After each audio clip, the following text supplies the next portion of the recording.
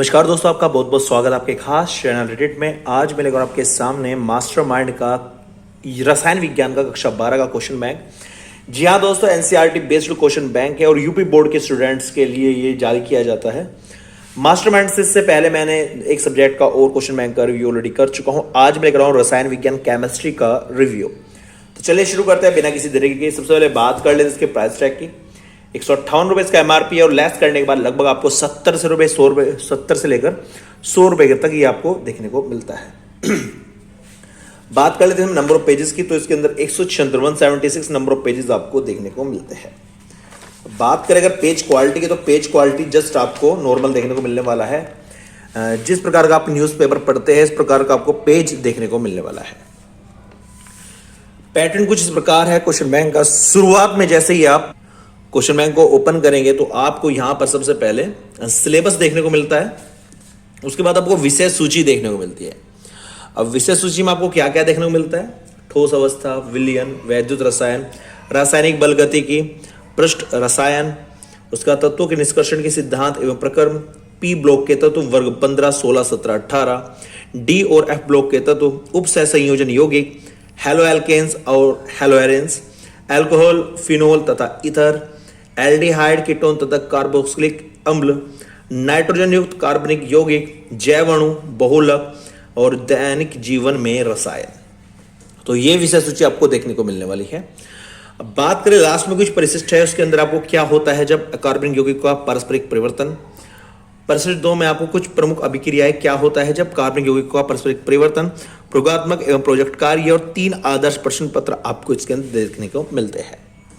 तो ये थी विषय सूची जो आपको क्वेश्चन बैंक में पढ़ना है सिलेबस। फिर भी मैं आपको रिकमेंडेड करूंगा, आप चाहे क्वेश्चन बैंक कोई सा ही सन का ले, जिस वर्ष की आप परीक्षा दे रहे हो उससे 2 साल पहले का क्वेश्चन बैंक ले या उस साल का क्वेश्चन बैंक ले, एक बार अपने सिलेबस को आप जो यूपीएमएस की ऑफिशियल साइट है उससे मैच जरूर कर ले, क्योंकि हर साल लगभग कोई ना कोई परिवर्तन होता रहता है। अब बात कर लेते हैं इसके अंदर के चैप्टर के पैटर्न की, किस प्रकार का चैप्टर का पैटर्न आपको देखने को मिलने वाला है। शुरुआत में यहाँ पे चैप्टर 1 लिखा मिलेगा, ठोस अवस्था, चैप्टर का नाम, ऊपर पेज नंबर। शुरुआत में आपको याद रखने योग्य महत्वपूर्ण तथ्य एवं परिभाषाएं देखने को मिलती है। यहां पर आपको पूरे चैप्टर का निचोड़, एक तरह की समरी कह सकते हैं, समरी आपको देखने को मिलती है, जो आपको थ्योरी तो नहीं कहूंगा लेकिन जो न्यूमेरिकल पोर्शन है उसके जो फॉर्मूलाज यूज होने वाले हैं वो यहां पर स्टार्टिंग में आपको देखने को मिल जाते हैं। उसके बाद पहला जो सेक्शन है बहुविकल्पीय प्रश्न, वो आपको देखने को मिलता है। इसके अंदर आपको एक प्रश्न किस सन में पूछा गया, 4 ऑप्शन और उसका उत्तर यहां पर आपको देखने को नहीं मिलता। उत्तर आपको मिलता है लास्ट में, यानी कि आप देख सकते हैं क्वेश्चन 4 ऑप्शन और उत्तर मैच करना है तो लास्ट में। अच्छा, ये एक तरीके से पॉजिटिव पॉइंट है। अगर उत्तर नीचे के नीचे ही यहां पर दे दिया जाता है तो हमारा क्वेश्चन पर इतना ध्यान नहीं जाता जितना उत्तर पर जाता है। लेकिन मेरा मानना है कि अगर आपको कोई भी परीक्षा उत्तीर्ण करनी है या कोई भी क्वेश्चन पेपर अच्छे से अटेम्प्ट करना है तो आपको अपना 100% में से 90% क्वेश्चन को देना होता है और 10% आपको आंसर को देना होता है। अगर क्वेश्चन अच्छे से क्लियर नहीं है आपको तो आप आंसर बिल्कुल नहीं कर सकते, तो पहले क्वेश्चन अच्छे से क्लियर आपके होना चाहिए। इसी प्रकार क्वेश्चन है किस सन में पूछा गया, किस सेट में पूछा गया, 4 ऑप्शन है और लास्ट में फिर आप इसका उत्तर मैच कर सकते हैं। तो ये था बहुविकल्पीय प्रश्न का पैटर्न। अब बात कर लेते हैं, इसके बाद आता है अति लघुत्तरीय प्रश्नोत्तर। इसके अंदर आपको बता दें कि खाली जो यूपी बोर्ड के प्रीवियस ईयर में पेपर में क्वेश्चंस आए खाली वही नहीं है, कुछ एक्स्ट्रा जो इंपॉर्टेंट क्वेश्चन है वो भी इसके अंदर दिए गए हैं। एनसीईआरटी इन टेक्स्ट भी इसके अंदर दिए गए हैं। आपको जो यूपी बोर्ड का क्वेश्चन मिलेगा उसके आगे सन देखने को मिलेगा, जिसके आगे नहीं है तो समझो इतना इंपॉर्टेंट नहीं है, उसको आप अवॉइड भी कर सकते हैं। इसके बाद आपको लघुत्तरीय प्रश्नोत्तर टाइप 1 देखने को मिलता है। सेम क्वेश्चन है, फिर उसका उत्तर है, किस सन में आया या किस बुक में से लिया गया है वो सब यहां पर दिया गया है। आगे चले, इसके बाद आपको लघुत्तरीय प्रश्नोत्तर टाइप 2 देखने को मिलता है, जिसके अंदर क्वेश्चन, अच्छा दूसरी बात यह भी है, अगर क्वेश्चन को थोड़ा घुमा फिरा के पूछा गया है, थोड़ा सा लैंग्वेज चेंज करके पूछा गया है किसी और सन में, तो वो भी यहां पर दे दिया गया है। पहले क्वेश्चन की लैंग्वेज ये थी, अथवा करके एनसीईआरटी एक्सरसाइज में ये था, लेकिन लैंग्वेज चेंज करके 2022 के जो जीएम सेट था उसमें ये क्वेश्चन दिया गया। तो आपको किस टाइप से लैंग्वेज बदल सकती है वो चीजें भी इसके अंदर आपको देखने को मिलती है।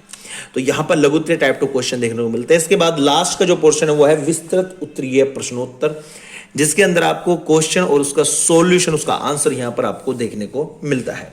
लास्ट में आपको आंकिक प्रश्नोत्तर देखने को मिलता है, न्यूमेरिकल का अलग ही पोर्शन बनाया गया है।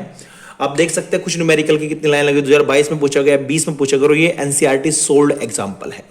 तो इस टाइप से एनसीईआरटी तो आपको करनी पड़ेगी क्वेश्चंस, उनको अवॉइड आप नहीं कर सकते। और आंकिक प्रश्न खत्म होने के बाद आपका चैप्टर भी यहां पर फिनिश हो जाता है। सेम पैटर्न चैप्टर 2 में शुरुआत की गई है। चैप्टर 2, चैप्टर का नाम यहां पर इंपोर्टेंट समरी एंड इंपोर्टेंट जो फॉर्मुलाज है वो स्टार्टिंग में दे दिए गए हैं। फिर बहुविकल्प प्रश्न, अति लघुत्तरीय प्रश्न, लघुत्तरीय टाइप 1, आगे चले लघुत्तरीय टाइप 2, उसके बाद आगे चले विस्तृत उत्तरीय प्रश्न, उसके बाद आगे चले तो आंकिक प्रश्नोत्तर आपको देखने को मिलते हैं, और उसके बाद आपका जो चैप्टर है वो फिनिश हो जाता है। अब यही पैटर्न आपको पूरे क्वेश्चन बैंक में देखने को मिलता है। कमाल की बात है, जितने ज्यादा सन है एक क्वेश्चन के आगे वह उतना ही महत्वपूर्ण हो सकता है आपके लिए, इसलिए आप इनको अवॉइड बिल्कुल ना करें, सन वाले सभी क्वेश्चन करें।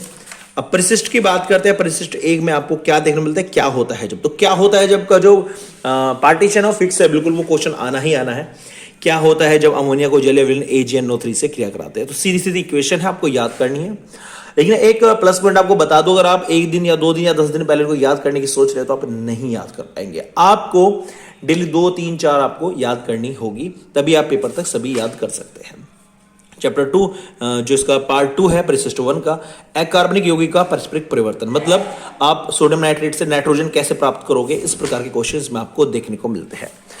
आगे चले तो कुछ प्रमुख अभिक्रियाएं भी हैं, जैसे वुड्स अभिक्रिया होगी, वुड्स फिटिक अभिक्रिया होगी, ये सब अभिक्रियाएं इंटरकली आपके एग्जाम में आती रहती हैं।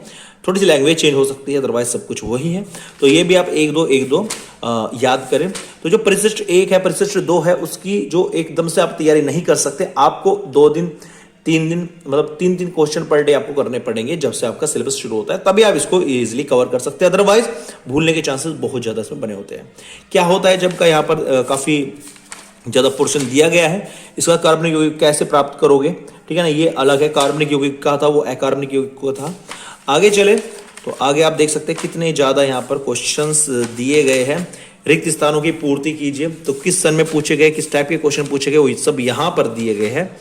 आगे चले तो लास्ट में आपको रासायनिक विज्ञान कक्षा 12 का प्रयोगात्मक कार्य जो प्रैक्टिकल्स है वो आपको यहाँ पर देखने को मिलते हैं।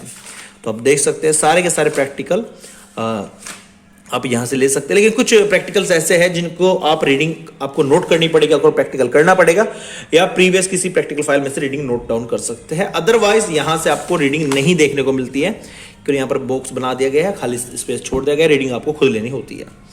लास्ट में आपको आदर्श प्रश्न पत्र 3 देखने को मिलते हैं। जो पहला है वो 12वीं का 3 घंटे 15 मिनट का 70 नंबर का है। उसके बाद आपको 2 देखने को मिलता है, आपको 3 देखने को मिलता है। तीनों आपकी प्रैक्टिस के लिए, जब आप पूरा क्वेश्चन बैंक पढ़ ले तब आपने कितनी अच्छी तैयारी की, इसका पता करने के लिए, इसका मूल्यांकन करने के लिए आपको खुद का पेपर लेना होता है। तो वही है ये आदर्श प्रश्न पत्र। तो ये था एक short review mastermind question bank रसायन विज्ञान कक्षा 12 के लिए, यूपी बोर्ड के छात्रों के लिए। तो रेडिट पर अगर रेटिंग की बात करो तो इसको 5 में से 4.5 की रेटिंग दूंगा। बाकी ओवरऑल ठीक है, अच्छा है, आप इसे तैयारी कर सकते हैं।